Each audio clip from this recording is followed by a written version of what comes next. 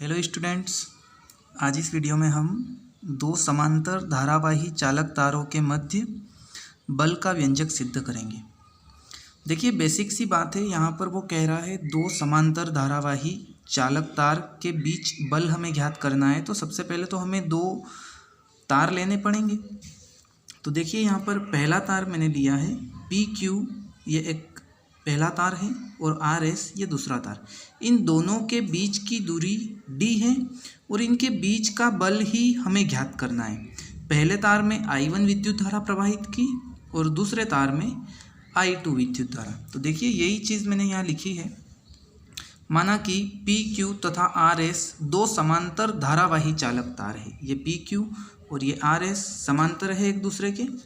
ये दो धारावाही चालक तार है जिसमें I1 तथा I2 विद्युत धारा प्रवाहित हो रही है और दोनों के बीच की दूरी D है। ये रही यहाँ पर दोनों के बीच की दूरी D। अब यदि तार इस PQ में हम I1 विद्युत धारा प्रवाहित करें तो D दूरी पर चुंबकीय क्षेत्र की तीव्रता, यानी कि D दूरी पर ये जो दूसरा तार रखा हुआ है RS, इस पर किसी बिंदु पर चुंबकीय क्षेत्र की तीव्रता क्या होगी वो यहाँ लिखा हुआ है। B बराबर μ0/4 पाई मल्टीप्लाई 2I1/D। ये एम्पियर के परिपति नियम से ज्ञात होता है।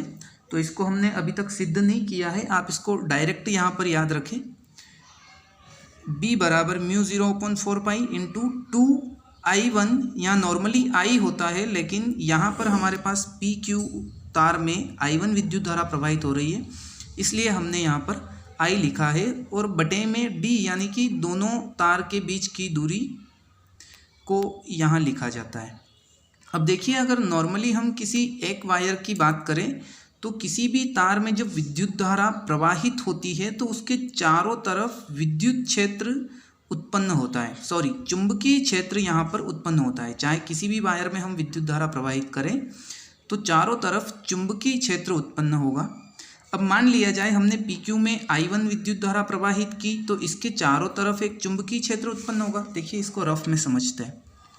ये एक वायर है और इसके अंदर यदि हम I विद्युत धारा प्रवाहित कर रहे हैं तो इसके चारों तरफ इस तरीके से सर्कल बना करके एक चुंबकीय क्षेत्र इसमें उत्पन्न होगा, यानी कि जो चुंबकीय बल रेखाएं हैं वो इसमें उत्पन्न होगी। अब इसी के निकट यदि हम इसी चुंबकीय क्षेत्र में एक और वायर या तार यहाँ पर हम रखते हैं और उसमें भी विद्युत धारा प्रवाहित करते हैं तो उस पर एक बल कार्य करेगा। पिछले वीडियो में हमने लिखा था कि किसी चुंबकीय क्षेत्र में कोई धारावाही चालक तार रखें तो उस पर बल का व्यंजक हमने सिद्ध किया था, जो कि हमारा आया था BIL sin थीटा। शायद आपको याद हो, F बराबर BIL/sin थीटा। पिछले वीडियो में ये हम सिद्ध कर चुके हैं। तो देखिए, किसी चालक तार के कारण किसी बिंदु पर चुंबकीय क्षेत्र की तीव्रता का ये व्यंजक है, ये इसे हमें डायरेक्ट याद रखना है। अब चूंकि दूसरा तार RS चुंबकीय क्षेत्र में स्थित है तो उस पर लगने वाला बल ये होगा जो पिछले वीडियो में हम पढ़ चुके हैं, F बराबर BIL sin थीटा। यहाँ पर I है लेकिन यहाँ हमने I2 लिखा है क्योंकि दूसरे तार में I2 विद्युत धारा प्रवाहित हो रही है। चूँकि थीटा बराबर यदि हम 90 डिग्री ना माने तो F बराबर BI2L sin 90 का मान जो होता है वो 1 होता है। तो यदि 1 का मल्टीप्लाई इस BI2L में होगा तो BI2L ही रहेगा। जहाँ पर ये जो I2 है ये तार RS में बहने वाली विद्युत धारा है। देखिए यहाँ पर ये तार RS में I2 विद्युत धारा प्रवाहित हो रही है और L उस तार RS की लंबाई मानी जा रही है। अब समीकरण 1 से B का मान रखने पर यदि इस B में हम ये समीकरण 1 से इस पूरे B के मान को रख दें, यानी कि μ0/4 पाई मल्टीप्लाई 2I1/D को हम इस B के स्थान पर रखें तो ये कुछ इस तरीके से हमारा फॉर्मूला बनेगा।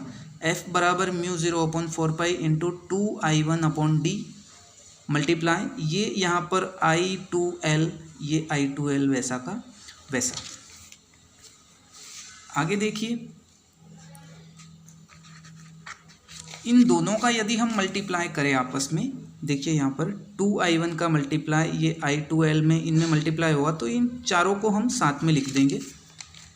ये यहाँ पर हमने वही किया है 2i1 i2l अपॉन डी। अब यदि प्रति एकांक लंबाई पर हमें बल ज्ञात करना है तो इस लंबाई को हम बराबर के इधर लाएंगे, यानी कि लंबाई को उठा करके जब बराबर के इधर लाएंगे तो ये गुणे में है, इधर आएगा तो बटे में चला जाएगा। F अपॉन एल बराबर mu 0 upon 4 pi into 2i1 i2 upon D.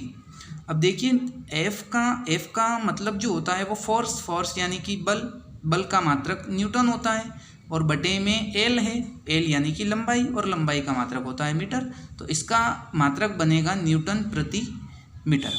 अब बल की प्रकृति हमें यहाँ पर बतानी रहेगी, तो देखिए थोड़ा ध्यान से, जब दोनों तारों में धारा की दिशा समान रहती हो, यानी कि देखिए यहाँ पर ये जो दोनों तार हमारे पास है, इनमें एक ही दिशा में विद्युत धारा बह रही है, नीचे से ऊपर की तरफ इसमें भी जा रही है, नीचे से ऊपर की तरफ ये इसमें भी जा रही है। तो यदि दोनों ही तारों में धारा की दिशा एक समान रहे तो उनके बीच आकर्षण बल कार्य करेगा, लेकिन जब दोनों तारों में धारा की दिशा विपरीत हो, यानी कि यदि एक तार में धारा नीचे से ऊपर की ओर बहे और दूसरे तार में यदि धारा ऊपर से नीचे की ओर बहे, यानी कि विपरीत हो, तो इन दोनों के बीच में प्रतिकर्षण बल कार्य करेगा।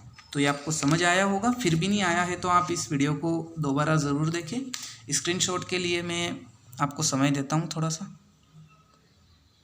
ये यहाँ से यहाँ तक का स्क्रीनशॉट आप ले, फिर ये यहाँ तक का आप ले लें,